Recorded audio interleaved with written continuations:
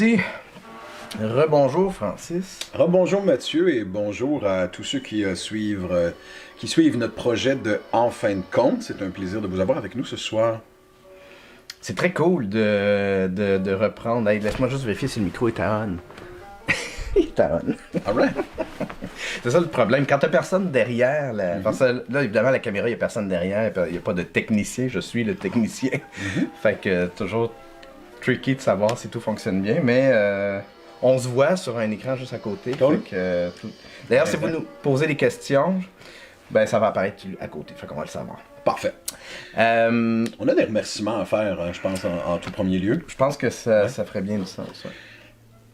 Moi, personnellement, quand j'ai voulu partir ce projet-là, il était question de contacter une poignée d'enfants pour leur raconter des contes à la maison parce que, personnellement, comme je le disais la semaine dernière, je m'inquiète de ce que ça peut faire au niveau de l'angoisse des enfants. Quel type d'angoisse les enfants peuvent vivre avec ce qui se passe en ce moment. L'incertitude, l'incompréhension, le fait de ne pas pouvoir voir ses amis. Donc, c'est quelque chose qui m'inquiète personnellement.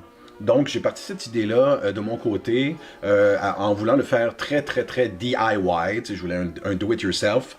Mathieu, des gens me proposent de le faire live, Mathieu propose de le faire live, et en peu de temps, on se retrouve avec un solide 350 fans absolument pas prévu, énormément de commentaires, énormément d'échanges et d'interactions, des dessins d'enfants, des vidéos. Des vagues d'amour. Oui, beaucoup d'affection découle de tout ça. J'ai même trouvé le moyen d'effrayer un enfant avec son compte sans m'en rendre compte, justement. T'as raconté ça? Non, ben en fait, c'est durant la chasse-galerie, il y a un moment où tu as eu la très très bonne idée qui était pour des petits Français, des petits Parisiens, donc qui n'avaient jamais entendu la chasse-galerie. Il y a plusieurs moments de la chasse-galerie où je suis le diable, n'est-ce pas le diable? Et il y a un bout justement où c'est le diable qui rit.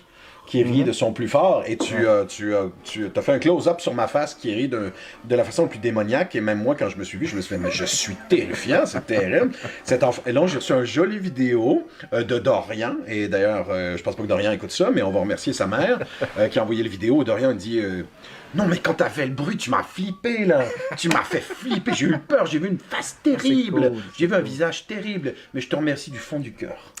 C'est très cool parce que, je vais juste prendre une petite parenthèse, mais quand je travaillais sur le son de ce conte-là, il y avait comme une espèce d'équilibre. Je savais que c'est destiné à des enfants, mais en même temps, j'avais comme envie de mettre des petites pointes, justement, disons-le, d'horreur, là, de faire peur. Fait que le violon qui des petits effets, ça très, très bien. Il y a quelque chose que je crois fondamentalement, c'est que les enfants aiment avoir peur aussi. Tu sais, les contes qui font peur, on va pas leur mettre un film d'horreur. Je suis complètement d'accord avec toi, Mathieu. Je trouve que le potentiel de... Moi, j'aime l'idée de la peur chez les enfants. Pour le moins qu'elle soit évidemment contrôlée, que ses paramètres soient contrôlés. Je trouve que l'inquiétude qui vient avec l'horreur, moi l'Halloween c'est le moment que je préfère avec mes enfants parce que c'est le moment de leur raconter des histoires qui leur fait peur. J'aime faire des longues séances d'histoires qui font peur. Et il y a des peurs qui sont chouettes, qui sont amusantes et divertissantes à avoir. Des soupçons disséminés de peur dans un bon conte, ça le pimente efficacement. Je trouve qu'il arrive très régulièrement, par exemple dans le cinéma pour enfants contemporains, que ce potentiel de peur-là soit pratiquement absent. On aseptise beaucoup. On pense qu'il faut aseptiser beaucoup les histoires. Je pense au Chaperon Rouge. C'est drôle parce que j'utilisais justement cet exemple-là aujourd'hui sur un autre truc. L'histoire originale du Chaperon Rouge, c'est qu'il est dévoré par le loup. Complètement. Il n'y a pas de chasseur qui vient et qui le sort du ventre. Oui, non, pas du tout. Pas du tout. Non, j'ai vu plusieurs versions du conte. Parce que j'ai vu plusieurs versions du conte totalement édulcorées où les gens font simplement gagner. Il n'y a aucune leçon d'apprise. Non, absolument. Parce qu'il y a quelqu'un qui va venir te sauver. Mais il n'y a pas de peur, surtout. Il y a pas de peur. La peur fait partie du plaisir que les enfants peuvent avoir. À mon avis, la peur est nécessaire et fondamentale. Et comme je le disais la dernière fois dans notre autre live, c'est probablement l'émotion fondatrice qui nous a menés vers l'histoire. Bon, c'est une hypothèse, mais je pense qu'elle pourrait quand même se défendre assez aisément. C'est clair que les premières histoires étaient là pour parler probablement du potentiel de peur. Qu'est-ce que c'est ça? C'est un dieu qui est en train de nous cracher sa tête? Non, c'est la pluie. Qu'est-ce que c'est ça, la foudre? C'est la colère de quelqu'un qui vit dans le ciel? Non. Mais ces détails-là du quotidien que les gens étaient terrifiés d'essayer de comprendre par un passé ancestral et reculé, à mon avis, c'est clairement l'histoire qui leur a permis les histoires, le fait de compter, qui leur a permis de passer à travers ces peurs-là durant les longues nuits froides. C'est vrai. C'est vrai. Je le crois. Parce qu'il y a un soulagement aussi, parce qu'on sait que la peur est temporaire, elle dure le temps de l'histoire. Puis en plus, quand l'histoire est bien dosée, parce que tu dosais humour et une petite affaire de peur, une petite affaire d'horreur. Le diable, il était pas si épeurant que ça. Les conséquences étaient pas si terribles que ça. Non, les conséquences étaient pas si terribles que tout ça. ça pour dire qu'on a reçu vraiment plusieurs belles réactions. On vous remercie d'ailleurs d'avoir été aussi généreux avec vos photos, avec vos commentaires, avec vos partages d'ailleurs. Vous avez vraiment été... On a quelqu'un qui... Marie-Lune qui a envoyé soit un cœur ou un pouce, parce qu'on voit qu'il y a une autre personne qui a réagi aussi. Marie-Lune, gêne-toi pas si tu as envie de poser une question, si tu as des demandes spéciales aussi, peu importe l'âge de ton gars, ça va nous faire plaisir. Soit dit en passant, c'est un détail que je tiens à dire à nos auditeurs. Ça fait... à 3 reprises, des comptes que je propose des comptes et on me dit « Ouais, mais j'ai un pré-ado, j'ai 10, 11, 12 ans. » Non. Venez vers moi le 10, 11, 12 ans, ça me connaît, je vais leur foutre une chienne dont ils vont se rappeler pour une couple d'années. Là. Ils vont avoir la peur de leur vie. Mais le 35 ans aussi, s'il veut un compte. Absolument. J'imagine que tu n'as pas de règle de dire « Ok, à partir d'un certain âge... » Non, j'ai deux adultes qui m'ont demandé un compte pour enfants. Voilà. Donc, il n'y a pas de limite d'âge. C'est important, par contre, de nous communiquer précisément l'âge de vos enfants, de sorte à ce qu'on puisse, chacun de notre côté, adapter, moi, l'improvisation avec les détails que l'enfant a donnés. Je vais m'adapter en fonction de son âge. Et Mathieu pourra aussi s'adapter en fonction du montage et les effets qu'il va ajouter dans les vidéos des contes. Mais, donc, tout ça pour dire que, comme je disais à Francis tantôt, souvent, quand on part un projet en ligne, on parle quand je travaille avec des entrepreneurs, souvent, vous allez parler dans le vide au début. Vous avez un blog, peu importe que vous partez, vous n'aurez pas une communauté dès le départ. Vous allez la bâtir avec le temps. Et donc, s'ajuster. Puis c'est pas grave si au début, c'est moins bon, parce que plus tard, il va y avoir plus de monde qui vont suivre. Mais dans le cas en fin de compte, ça a été une belle réaction. On s'attendait pas à ça du tout. Ça fait une semaine, mais ça fait-tu déjà une semaine? Ça fait peut-être même pas une semaine, en fait, je sais pas. Non, pas tout à fait, en fait. Ouais. Le premier compte, ça a été samedi, le deuxième dimanche. Ouais. Donc, peut-être que je pourrais un peu expliquer ce que je fais dans le projet. Ultimement, moi, mon but, c'est d'habiller les comptes le plus possible, mais sans mettre une overdose, une orgie de visuels. Puis je voulais comme pas que ce soit devienne vidéoclip. Je voulais juste rehausser avec un paysage sonore les contes. Fait que tu fais bien d'ailleurs. Merci. Tu le fais bien. Merci. Tu le fais bien. Lave tes mains. Oui, c'est ça. Je voulais pas tapisser de musique d'un bout à l'autre. Je voulais que les sons parlent et que ce soit. Puis honnêtement, le prochain conte, là, il est vraiment le fun. Il est vraiment. Moi, on en a tourné 4 la première fois. Vous en avez vu 2. Puis chaque conte, à mon avis, était meilleur que le précédent. Fait que là, vous en avez 2 qui sont vraiment très très cool, qui s'en viennent très prochainement. Donc c'est ça. Fait que c'est un peu ça ma job. C'est je prends la vidéo, je m'arrange pour que ce soit quelque chose de le fun à écouter. Puis je pense toujours si quelqu'un écoute juste le son, comment il va vivre une expérience qui va être vraiment trippante. D'ailleurs, en rehaussant tout ça d'éléments sonores, comme Mathieu l'a fait, on s'est rendu compte qu'on tenait sous la main, si ce n'est du fait que je suis de toute évidence un individu qui est incapable de contrôler ses expressions faciales à la nanoseconde. Je me rends compte quand je raconte une histoire, quelqu'un qui fait trop de faces à la minute, mais je vais pas arrêter, promis, j'ai aucun contrôle là-dessus de toute manière. Mais ce qui est de super intéressant, c'est qu'on s'est rendu compte qu'au niveau sonore, si ce n'est du fait qu'on perd mes faces, ça sort très bien. Ça ferait fort probablement, effectivement, on en doutait au début, un très très bon podcast. Donc d'ici les prochains jours, podcast il y aura. Nous en ferons podcast de ça. Parce que le travail sonore de Mathieu l'exige, à mon humble avis, sur les comptes. Et la qualité de tes histoires, l'interprétation. Tu sais. Ultimement, de toute façon, c'est pas un projet d'ego, c'est vraiment un projet pour qui... Comme moi, tantôt, je suis tombé sur... le flash qui m'est venu dans la tête, c'est... Pour moi, ça, c'est un shooter de bonheur. C'est un shooter c'est un petit remède temporaire à l'anxiété qui sévit en ce moment. Puis tant mieux si ça peut divertir des gens le temps d'un conte. Oui, mais tu vois, moi, initialement, j'avais pas l'intention à ce que ce soit vu, tout ça. Donc, il y avait pas une volonté il y avait une volonté de contact avec les enfants. Et Mathieu l'avait dit la semaine dernière, quand on a fait le live, tu disais, non mais attends, plusieurs enfants pourraient en bénéficier et avoir du plaisir à les écouter ces contes-là. Je dis, mais vraiment? On dit, absolument. Donc on a essayé.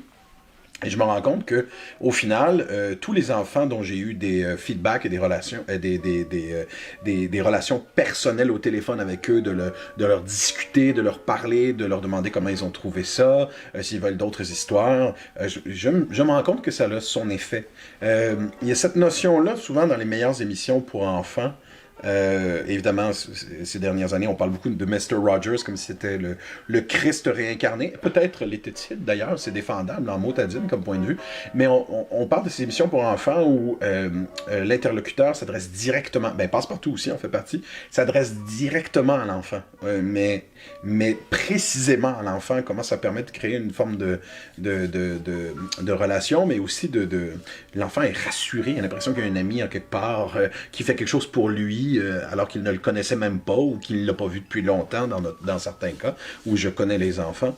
Et je me rends compte que là, la possibilité de le faire tu sais, c'est technologiquement la seule période de nos vies où on peut faire ce genre de choses-là, s'adresser personnellement à un enfant et faire une histoire en fonction de ses envies à lui. C'est assez... c'était une idée simple, mais en même temps... Puis que ce soit en ligne dans les jours. Oui, absolument, en ligne. En fait, le timing... Technologiquement, c'était pas possible il y a 10 ans. Technologiquement, c'était pas possible, mais aussi, évidemment, c'est ce que cette crise-là permet. Moi, tous mes mandats ont été mis sur pause. Oui. J'ai plus aucun tournage, j'ai plus rien de professionnel. Je pourrais bâtir du contenu, je pourrais bâtir des choses, mais tu sais, moi, je touche beaucoup au marketing dans ma vie en général. Puis là, le marketing, j'ai zéro le goût, ça me parle pas en ce moment. J'ai envie de pouvoir contribuer d'une façon quelconque. Et donc, le timing, il est parfait pour... Moi, j'ai tellement du plaisir à travailler sur ce projet-là avec toi. C'est un bijou, c'est un cadeau de bonheur dans ma vie en ce moment. Tu disais shooter, mais effectivement, nous lèverons nos shooters virtuels à votre santé, les parents qui ont accepté de faire cette petite expérience-là avec nous. Et on a l'intention de la continuer avec énergie et à prendre toutes les demandes et à répondre à toutes les demandes qu'on recevra, sans équivoque et sans exception. Définitivement, parce que je pense que tu contribues à un service essentiel. Donc, parce qu'en ce moment... T'es la seule personne que je vois avec qui je ferai des tournages, tu sais. Au niveau du contact de proximité, pour moi, ce qu'on fait là est plus important que ma propre personne, tu sais. Que ta santé physique? Oh. Disons que je suis prêt à vivre avec le risque parce que j'ai l'impression que ce qu'on fait contribue à aider, à enrichir la vie de gens. Puis pour moi, ça m'a toujours drivé au niveau professionnel aussi, de pas juste penser à une petite personne, mais d'avoir une optique plus grande. Puis là, ben, c'est en plein dans mes valeurs. Donc, ben, je partage ton opinion. Et nous n'arrêterons pas durant toute cette période d'angoisse et d'anxiété. Peut-être une chose à vous dire, les parents, pour moi-même être parent de 2 enfants, je sais que tout ça peut créer de l'inquiétude, des angoisses, de l'anxiété profonde, savoir comment les enfants vont réagir à tout ça, mais savoir surtout comment nous-mêmes, en tant que parents, on exprime, comment on va exprimer cette angoisse-là, ou la réprimer, ou ne pas la montrer, ou essayer de la cacher, la dissimuler, la filtrer. On ne veut pas, évidemment, contaminer nos enfants avec cette inquiétude-là. On veut qu'ils passent de belles journées malgré le confinement. Alors, je souhaite vraiment bon courage là-dedans. Je sais que vous allez devoir tous déployer des trésors d'inventivité, des trésors de créativité, et que ça va pas être facile pour le mois et demi à venir. Mais d'un autre côté, sans aucune volonté de faire de la moralisation, de la moralité, de faire dans la moralité, de donner des conseils ou quoi que ce soit, à chaque parent, la volonté de faire ce qu'il a à faire. Certains parents auront besoin d'être dans l'action tout le temps, d'autres prendront ce temps-là de façon plus calme, d'autres seront créatifs, d'autres seront dans le cocooning. Peu importe comment vous le faites, je pense que c'est une bonne chose de peut-être voir cette période-là comme un temps privilégié, forcé, que la totalité de la culture humaine nous donne. C'est l'humanité au complet qui est dans cette situation-là. Et c'est rare que ce genre de situation-là nous arrive, donc finalement de profiter de ce confinement-là avec nos enfants. Et si vous n'en avez pas, avec votre copain, votre copine, vos copains, votre copine, c'est un temps privilégié. Étrangement, ça peut être vu comme un temps privilégié. Définitivement. Je vais utiliser une expression anglaise parce que je la trouve parfaite, mais making the most of it. C'est pas facile, but there's a way. Il y a une façon de make the most of it. C'est définitivement une opportunité de nourrir la solidarité, l'esprit d'entraide de la communauté. J'espère qu'on va en sortir. On peut pas faire autrement que d'en sortir grandi, en fait. Mais ultimement, ça appartient à chacun d'en tirer les leçons puis d'avoir une optique de croissance, même si on va vivre des moments difficiles, on va vivre des deuils, on va vivre toutes sortes de choses qui vont être difficiles. Mais ultimement, on a le meilleur de ce qu'on est capable d'apporter. Je vais juste voir s'il n'y a pas des commentaires, des questions avant qu'on termine. Je ne fais pas trop de face, c'est parfait. Ah, je fais pas trop de face. Donc, Valérie Tremblay qui nous dit que je ne fais pas trop de face et que ton environnement sonore est excellent. Bon, mais dans ce cas-là, je ne vais pas tempérer mes faces. Je vais continuer d'en faire autant que je suis capable de faire. Oui, c'est clair. Merci beaucoup. Merci à tout le monde. Est-ce qu'il y avait autre chose que tu voulais... Le mot de la fin, Francis? Oui, ben écoutez, prenez soin de vous. Prenez du temps pour prendre du temps. Donnez du temps au temps. Donner du temps au temps, j'aime ça. Right. Merci, Francis. Hey, À la revoyure. people, je vous aime. Je vous aime.